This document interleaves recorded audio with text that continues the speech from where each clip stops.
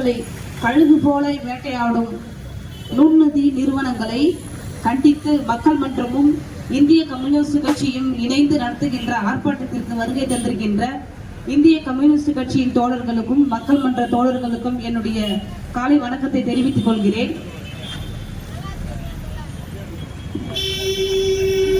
இந்த நுண்நிதி நிறுவனத்தினால பெரிதும் பாதிக்கப்படுறது பாத்தீங்கன்னா பழங்குடி மக்கள்.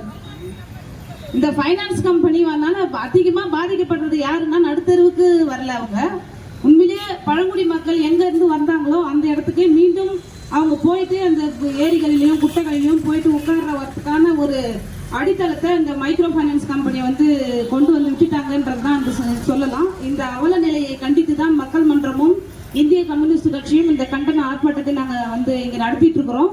இந்த ஆர்ப்பாட்டத்தை ஏதோ ஒரு பேரளவில் நடத்திட்டு போயிடுவோம், இதோட விட்டுடுவோம் அப்படின்ற ஒரு நினைப்பு மட்டும் மாவட்ட நிர்வாகத்துக்கும் சரி, இந்த காவல்துறைக்கும் சரி, இங்க இல்ல இந்த மைக்ரோ பைனான்ஸ் கம்பெனிக்காருக்கும் இந்த நினைப்பு வந்துட வேணாம் அப்படின்றத நான் மீண்டும் சொல்றேன். ஏன்னா இது அடுத்த கட்டமா போராட்டம் எப்படி நகரும்ன்றத போராட்டத்தினுடைய இறுதியில கண்டிப்பா அறிவிப்பாங்கன்றதையும் இந்த நேரத்தில் நான் பதிவு பண்ணணும்னு நினைக்கிறேன். குறிப்பா பழங்குடி மக்கள் எடுத்துக்கிட்டீங்கன்னா அவங்கக்கிட்ட சேவிங்ஸே இருக்காது. அது முதல்ல நம்ம தெரிஞ்சுக்கணும். ஏன்னா அவங்க அன்றாட வேலை செய்யறவங்க. நம்ம சேமிச்சு வைக்கணும், நம்ம பிள்ளைங்களை ஒரு நல்ல நிலைமைக்கு கொண்டு வரணும், பெரிய பெரிய படிப்பு படிக்க வைக்கணும், நம்ம இடத்த வாங்கி ஒரு இடம் இல்லை, ஒரு இடம் இருந்தால் கூட ஒரு சிலர் என்ன பண்ணுவாங்கன்னா நிறைவடைய மாட்டாங்க. இன்னும் நிறைய எங்கே போய் கம்மியாக இருக்குதோ அந்த இடத்த வாங்கலாம், இந்த இடத்த வாங்கலாமா, இன்னுமே நிறைய முற்போக்கு பேசுறவங்களுக்கு மனசுலயே ஆழமா இருக்குதுன்னா பல இடங்களை வாங்கி போகணும், நல்லா படிக்க வைக்கணும், இந்த மாதிரி எண்ணங்கள் தான் இருக்குது இன்றைய காலகட்டத்தில். இப்போ கூட 2025 கூட எங்க மக்களுக்கு அந்த சேர்த்து வைக்கணும், அந்த ஒரு தனி உடைமைன்ற ஒரு கான்செப்டே பழங்குடி மக்கள் கிட்ட இருக்காது. அப்படி வாழ்ந்துட்டு இருக்கிற பூர்வக்குடி மக்களையும் இன்னைக்கு நசுக்கிற இந்த நிறுவனங்களை கண்டிச்சு தான் இந்த ஆர்ப்பாட்டம் நடந்துட்டு இருக்குது. இந்த காலகட்டத்தில் மக்கள் கிட்ட பாத்தீங்கன்னா ஒரு சேவிங்ஸ் இருக்காதுன்னு சொன்னா அதுக்கு அவங்களுக்கு பேங்க் அக்கௌண்டே இருக்காது. தமிழ்நாடு அரசு வந்த பிறகு எல்லாருக்குமே உரிமை தொகை வழங்கணும் அப்படின்னு சொல்லி எல்லாருமே பேங்க் அக்கௌண்ட் ஓபன் பண்ணணும்ன்ற காரணத்தினால தான் எல்லாருமே என்ன பண்றாங்கன்னா இப்போ அக்கௌண்ட் வச்சிருக்காங்க. முன்னாடிலாம் நம்ம பேங்க்னா பரவாயில்ல, அடித்தட்டு மக்கள் கிட்ட ஒரு பேங்க்னு சொன்னா என்ன சொல்லுவாங்கன்னா இந்தியன் பேங்க் சொல்லுவாங்க, இல்லைன்னா ஸ்டேட் பேங்க் சொல்லுவாங்க, இல்லைன்னா ஐஓபி. இது 3 பேங்க் தான் பெரும்பாலும் எல்லா ஏழை எளிய மாணவர்களுக்கும் சரி, மக்களுக்கும் சரி, கிராமப்புறங்கள்லயும் தெரிகிற பேங்க் இதுதான். ஆனா இந்த நிதி நிறுவனங்கள் மைக்ரோ பைனான்ஸ் கம்பெனி வந்த பிறகு பாத்தீங்கன்னா எங்க யாருக்குமே தெரியல அந்த பேங்க் பேரு. ஏயு பேங்கா, புது புது பேங்கா சொல்றாங்க, அந்த பேங்க் யாருக்குமே தெரியல. அந்த அளவுக்கு புறையோடி போய் கிடக்குது. ஒரு தெருவுக்கு ஒரு பேங்க் இருக்கும் போல இருக்குது. அந்த மாதிரி ஒரு கம்பெனியை இந்த மைக்ரோ பைனான்ஸ் ஆரம்பிச்சுட்டு மக்களை எல்லாருமே ஒரு துன்புறுத்திட்டு இருக்கிறாங்க. அதுலேயே குறிப்பா சொல்லணும்னா இப்போ நம்ம கண்ணுக்கு தெரிஞ்சிருக்கிற நம்ம கிராமம் தோறும் நம்ம பார்த்து சொன்ன மாதிரி கிராமத்துல ஒரு 10-15 பேர் போய் கிராமத்துல மக்கள் இருக்க மாட்டாங்க. ஆனா இந்த மைக்ரோ பைனான்ஸ் அந்த கலெக்ஷன் ஆபீசர் சொல்றாங்க பாத்தீங்களா, அவங்க போய் உட்காந்துட்டு இருக்கிறாங்க. எதுக்குன்னா இந்த மாதிரி கடன் கொடுத்துருக்குறாங்க. ஏன் இவ்வளவு கூட்டம் அந்த கிராமத்துல? நாங்க போகும்போதுலாம் பார்ப்போம், நம்ம வேலையை முடிச்சுட்டு நம்ம கலெக்டர் அலுவலகம் போகும்போது பார்த்தா ஒவ்வொரு கிராமத்துலையும் பார்த்தீங்கன்னா பேகை மாட்டிக்கிட்டு ஆட்கள் இருப்பாங்க. எதுக்காக இவங்க இருக்கிறாங்கன்னு பார்த்தீங்கன்னா இந்த மாதிரி கலெக்ஷன் ஆஃபீஸராக. பேங்க்குக்கெலாம் போனால் நம்ம கேஷியர் பார்த்துக்கிறோம். நான் என்ன படிக்க போகிறேன், பசங்களாம் கேட்டால் நான் பேங்க்குக்கு தான் படிக்க போகிறேன், பேங்க் வேலைக்கு போகிறதுக்காக தான் நான் படிச்சுட்டு இருக்கிறேன்னு சொல்கிறாங்க. ஆனால் இப்போ பார்த்தீங்கன்னா அந்த மாதிரி சொல்லவே மாட்டாங்க, எல்லாமே கலெக்ஷன் ஆஃபீஸு. இந்த நிதி நிறுவனங்களுக்கு வக்கீலுங்க வேற, அவங்களாம் லீகல் அட்வைசராக. இதெல்லாம் உண்மையிலே நான் ஒரு வழக்கறிஞராக இருந்துக்கிட்டு நான் சொல்கிறதுக்கே எனக்கு ரொம்ப கேவலமாக இருக்குது.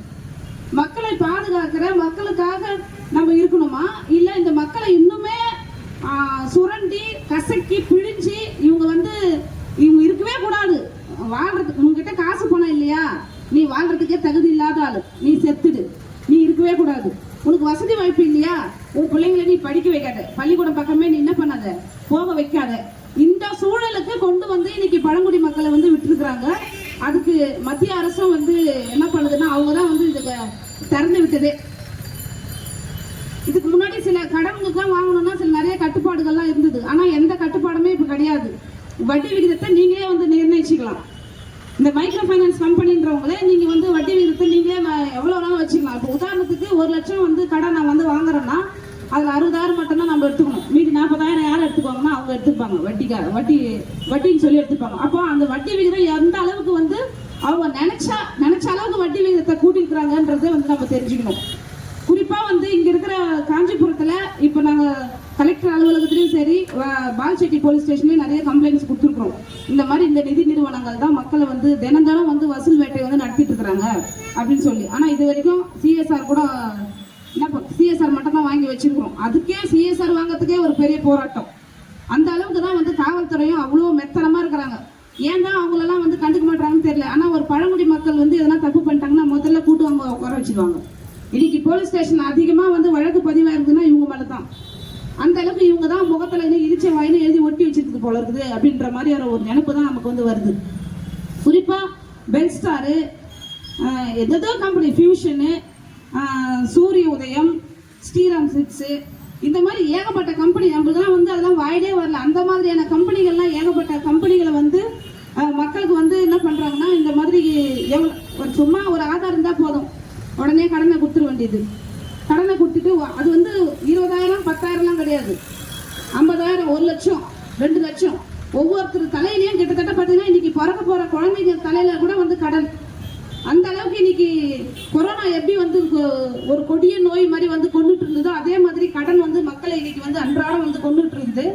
இதை கண்டிச்சுதான் வந்து மக்கள் மன்றம் வந்து நம்ம நடத்திட்டு இருக்கிறோம், கண்டன ஆர்ப்பாட்டம். உதாரணத்துக்கு வந்து பாத்தீங்கன்னா கடன் வந்து கட்டலன்னா பேங்க்ல இருந்து என்ன பண்ணுவாங்க, ஒரு போன் போட்டு ஒரு ஞாபகப்படுத்துவாங்க, இந்த மாதிரி வந்து நீங்க இந்த மாசம் கடன் கட்டாம இருக்கிறீங்கன்னு வாங்க. இப்போ அதுக்கும் அவங்க செவி சாய்கள்னா மெசேஜ் அனுப்புவாங்க. அப்போ அதுக்கும் வந்து அவங்க வந்து கட்ட முன் வரலன்னு சொன்னா ஒரு 30 நாள்ல வந்து லீகல் நோட்டீஸ் வந்து அனுப்புவாங்க. அதுவும் வந்து அவங்க செவி சாய்கள்னா அப்புறம் சிபிசி சட்டப்பிரகாரமா செக்ஷன் 80ல் வந்து அவங்க வந்து வழக்கு பதிவு பண்ணுவாங்க. இதுதான் வந்து முறை. இப்படிதான் வந்து கடன் கொடுக்குற பேங்க்ஸ் எல்லாம் வந்து நடைமுறையில இப்படிதான் இருந்துட்டு இருந்தது. ஆனா இப்பெல்லாம் வந்து பாத்தீங்கன்னா அப்படி கிடையவே கிடையாது. உங்களுக்கு 100 நாள் வேலை போடுற காசு இருக்குதா, நாங்கள் அதை எடுத்துப்போம். உரிமை தொகைன்னு கலைஞருடைய உரிமை தொகைன்னு சொல்லி மாசம் கரெக்டா 14ஆம் தேதி ஆச்சுன்னா பெண்கள் எல்லாருக்குமே குடும்ப உறுப்பினராக இருக்கிற பெண்களுக்கு வந்து 1000 ரூபாய் வந்து கவர்மெண்ட் தமிழ்நாடு அரசு கொடுக்குறாங்க. கலைஞர் வந்து அதாவது மு.க. ஸ்டாலின் அவர்கள் வந்து சொல்றாரு, உரிமை தொகை வந்துச்சா, அதை எடுக்கிறதுக்கு யாருக்குமே அதிகாரம் கிடையாது, யாருக்குமே அதை எடுக்கிறதுக்கு உரிமை கிடையாது, இது பெண்களுக்கான உரிமை தொகை, உங்களுடைய காசு, நீங்க தான் இதை முடிவு பண்ணணும். உங்க குழந்தைக்கு நீங்க படிக்க வைக்க போறீங்களா, இல்ல மருத்துவ செலவு பண்ண போறீங்களா, என்ன பண்ணணும்ன்றத நீங்க தான் முடிவு பண்ணணும்னு சொல்லி தினம் டிவில விளம்பரம் கொடுக்குறாரு. மெசேஜ் காசு வந்து சேர்ந்த உடனே நமக்கு வாட்ஸ்அப்லயே மெசேஜ் வருது. ஆனா அந்த காசை கூட பெண்கள் என்ன பண்றது இல்ல, எடுக்கிறது இல்ல. இந்த நிறுவனம் வந்து என்ன பண்ண, மைக்ரோ பைனான்ஸ் கம்பெனிக்காரன் வந்துச்சா உடனே காசை வந்து எடுத்துக்கிறோம். இப்போ இந்த அளவுக்கு இது வந்து ஒரு என்ன சொல்றது, ஒரு சட்டத்தை மீறாங்க இவங்க. வந்து ஒரு சட்டபூர்வமான ஒரு ஃபைனான்ஸும் தொடங்கல. மக்களுடைய காசை எடுக்கிறதுக்கு உங்களுக்கு அதிகாரம் கொடுத்தது யாரு? எந்த அறிவிப்புமே இல்லாம உடனே இப்போ உதாரணத்துக்கு மங்களபாடியில ஒரு தோழர் வந்து கடன் வாங்கியிருக்கிறாங்க, ஏயு பேங்க். அந்த பேங்க்ல அவங்களுடைய காசு வந்து 7,000 ரூபாய் இருக்குது. காசை அவங்களால எடுக்க முடியாத அளவுக்கு பேன் பண்ணிட்டாங்க. அது ஏடிஎம் போய் போட்டா வேலையே செய்யல. கேட்டா வந்து நாங்க இந்த மாதிரி வந்து நீங்க கடன் 1 மாசம் கட்டல, அதனால நாங்க புடிச்சு வச்சுட்டோம். எந்த அறிவிப்பும் இல்லாம இதை நீங்க பண்றதுக்கு உங்களுக்கு அதிகாரம் யாரு கொடுத்தது? இதைதான் நாங்க வந்து போய் புகாரா கொடுக்குறோம். இதை கூட போலீஸுக்கு தெரியல, உரிமை தொகை வந்து எடுக்கக்கூடாது அப்படின்றத நீங்க சொல்லுங்கன்னா அவர் கெஞ்சிட்டு இருக்கிறாரு ஒரு இன்ஸ்பெக்டர். சார், நீங்க இந்த மாதிரி முடக்கி வச்சிருக்கீங்களா, அதை வந்து எடுத்து விட்டுருங்க, அவங்க காசு எடுக்கிறதுக்கு வழிவகை செய்யுங்க, நாங்க கம்ப்ளைண்ட் கொடுத்துங்க, அதுக்கு நடவடிக்கை எடுங்கன்னு சொன்னா அந்த பேங்க் மேனேஜர் கிட்ட இவர் கெஞ்சிட்டு இருக்கிறாரு. பாவம், இவருக்கு எவ்வளவு கடன் தொல்லையோ யாருக்கு தெரியும் நினைச்சிட்டு நாங்க மட்டும் என்ன பண்ணிட்டோம், ஒரு கண்டனத்தை மட்டுமே பதிவு பண்ணிட்டு நாங்க வந்துட்டோம். அந்த மாதிரி இந்த அளவுக்கு வந்து இந்த மைக்ரோ ஃபைனான்ஸ் கம்பெனின்றது அந்த மக்களை வந்து வெளியே பிடிக்கிற மாதிரியான ஒரு சூழலை தான். இந்த மக்கள்லாம் பார்த்தாங்கன்னா யாருன்னா 1 லட்சம் 2 லட்சம் கடன் கொடுப்பாங்களா, ஆனா மைக்ரோ ஃபைனான்ஸ் கம்பெனி கொடுக்கும். ஏன்னா இவங்க தான் வந்து உழைக்கிற மக்கள் கரெக்டா மாசம் என்ன பண்றாங்கன்னா கட்டிடுவாங்கன்ற நம்பிக்கை அவங்களுக்கு ஆழமா வந்திருக்குது. ஏன்னா யாரையும் ஏமாத்தணும், யாரையும் வந்து நம்ம சுரண்டணும், அடுத்தவன் சொத்தை வந்து பறிக்கணும்ன்ற எண்ணம் அந்த பழங்குடி மக்கள் கிடையவே கிடையாது. அதனாலதான் அவங்க என்ன பண்றாங்கன்னா மாசம் கரெக்டா கடன் வாங்கின கடன் நம்ம கட்டிடணும் அப்படின்ற எண்ணத்துல இருக்கிறதுனால தான் இவ்வளவு நாள் வந்து கட்டிட்டு வந்தாங்க. ஏன்னா அவங்களுக்கு தெரியாது இந்த கடன் கொடுத்தா நம்ம கட்டணும்ட்டு. ஆனா இவங்க வந்து தவறான முறையில வட்டி அதிகமா கொடுக்குறாங்கன்ற ஒரு அவேர்னஸ் கூட மக்களுக்கு இல்லாம இருக்கிறாங்களேன்றதான் மிகப்பெரிய ஒரு வருத்தமா இருந்தது. ஆனா மக்கள் வந்து வீழ்ச்சிக்கிட்டாங்க. இந்த மாதிரி கடன் கொடுக்கறதுக்கே இவங்களுக்கு எந்த அதிகாரமும் கிடையாது. நாங்க திருப்பி கட்டலன்னா என்ன பண்ணுவீங்க நீங்க அப்படின்ற ஒரு சிந்தனையும் வந்து இந்த மக்கள் மனசுல இப்ப வந்து ஆழமா வந்து இருக்குது. அதே மாதிரி 2018 வந்து ஆதார் வந்து கட்டாயமே கிடையாதுன்னு சொல்லி சுப்ரீம் கோர்ட்லயே வந்து ஒரு ஜட்மெண்ட் கொடுத்துருக்குது. ஆனா சட்டம் ஒன்று சொல்லுது, நடைமுறையில் என்னன்னு பாத்தீங்கன்னா நீங்க ஆதார் வந்து இணைக்கணும். எல்லா பேங்க் அக்கௌண்ட்லயும் வந்து நீங்க ஆதாரை இணைச்சாதான் அது வந்து பேங்க் வந்து ரன் ஆகும், உங்களுடைய அக்கௌண்ட்டும் வந்து லைவ்ல இருக்கும் அப்படின்னு சொல்றது. இந்த மாதிரி பேங்க் ஆதாரை இணைச்சதுனால என்ன பண்றாங்கன்னா உரிமை தொகை நேரா அவங்க எடுத்துக்கிறாங்க. அப்போ சட்டம் ஒண்ணு சொல்லுது, இங்க நடைமுறையில ஒண்ணு இருக்குது. இவ்வளவு கேவலமா வந்து என்ன பண்ணுதுன்னா இந்த அரசு இருக்குது. இதுக்கு முக்கிய காரணம் வந்து ரிசர்வ் பேங்க் வந்து என்ன பண்றாங்கன்னா மைக்ரோ ஃபைனான்ஸ் கிட்டயே அவங்களுடைய முழு அதிகாரத்தையும் கொடுக்கறது. மத்திய அரசுக்கு தான் முழுக்க இதுக்கு பிஜேபி கவர்மெண்ட் தான் இதுக்கு காரணமே. அந்த அளவுக்கு வந்து இன்னைக்கு மக்கள் வாழ்வாதார பிரச்சனைகளையோ, மக்களுடைய ஒரு பக்கம் வந்து பாத்தீங்கன்னா கல்வி எங்கேயோ பறி போயிட்டு இருக்குது. கல்வின்ற வாசனையே இப்பதான் நுகரணும்னு நினைக்கிறாங்க தமிழ்நாட்டு மக்கள். ஆனா அதுக்கு வந்து முட்டுக்கட்டையா எல்லா விஷயத்திலயுமே வந்து முட்டுக்கட்டையா வந்து பிஜேபி கவர்மெண்ட் இருந்துட்டு இருக்குது. இப்ப கடனை வாங்கிட்டு யாருமே வந்து ஊர்லயே இருக்கிறது இல்ல. தமிழ்நாடு அரசு வந்து அங்கங்க நம்மளுக்கு வந்து பழங்குடி மக்களுக்கு வீடு கட்டி கொடுத்துருக்காங்க. அந்த வீட்லயே மக்களால வந்து நிம்மதியா வாழக்கூடிய ஒரு நிலையில இந்த இல்லைன்றதுதான் இந்த நேரத்துல நம்ம வந்து கண்டிப்பா வந்து பதிவு பண்ணணும்னு நினைக்கிறோம். இதே மாதிரி இந்த மைக்ரோ ஃபைனான்ஸ் கம்பெனிக்காரங்களுக்கு வந்து எதிராக வந்து சட்டம் வந்து ஒரு கர்நாடகா ஆந்திராவெல்லாம் கொண்டு வந்திருக்கிறாங்க. அதே மாதிரி தமிழ்நாட்டிலயும் வந்து ஒரு முன்முயற்சியா எடுத்திருக்கிறாரு நம்மளுடைய துணை முதலமைச்சர். அது உண்மையிலேயே வந்து சட்டமா வரணும், அதிகாரப்பூர்வம் சட்டமா ஆக்கணும்ன்றதுதான் வந்து மசோதாவோட நின்றுடாம சட்டமா வரணும்ன்றதுதான் எங்களுடைய எல்லாருடைய கோரிக்கையாவும் இருக்குது. அந்த சட்டத்துல வந்து பாத்தீங்கன்னா கட்டாயமா போயிட்டு ஒவ்வொரு கிராமத்திலையும் இந்த கடனை வந்து வசூல் பண்ணா 3 ஆண்டு வரைக்கும் சிறை தண்டனை அப்படின்றது ஒரு விஷயமும் அதுல வந்து பதிவு பண்ணியிருக்கிறாங்க. அதே மாதிரி 5 லட்சம் வரைக்கும் அவங்களுக்கு வந்து அபராதம் கொடுக்கலாம் அப்படின்ற ஒரு விஷயமும் வந்து அதுல வந்து பதிவு பண்ணியிருக்கிறது. அது மட்டும் இல்லாம ஏற்கனவே தோழர்கள் சொன்ன மாதிரி 10 ஆண்டு வரைக்கும் அதுக்கு வந்து தண்டனை கொடுக்கலாம் அப்படின்ற மாதிரி அந்த சட்டத்துல வந்து சொல்லியிருக்கிறாங்க.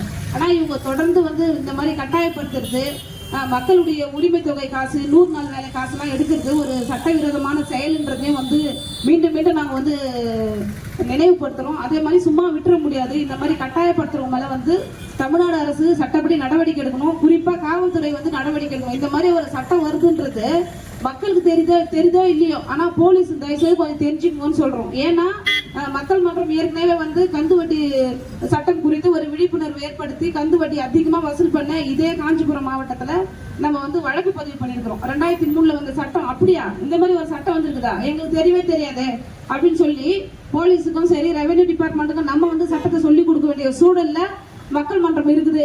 அதனால வந்து மீண்டும் வந்து நாங்க திரும்ப சொல்லிக்கிறது என்னன்னா மைக்ரோ ஃபைனான்ஸ் கம்பெனிக்காரங்களை வந்து கடுமையான வந்து அவங்க மேல நடவடிக்கை எடுக்கணும். தொடர்ந்து மக்களை வந்து அச்சுறுத்தக்கூடாது, மக்களை வந்து பயமுறுத்தக்கூடாது, அவங்களை கட்டாயப்படுத்தக்கூடாது அப்படின்றதையும் மீண்டும் நாங்கள் சொல்லிக்கிட்டு வாய்ப்பு கொடுத்த உங்கள் அனைவருக்கும் மக்கள் மன்றத்தின் சார்பாக என்னுடைய வணக்கத்தையும் நன்றியையும் தெரிவித்துக் கொள்கிறேன்.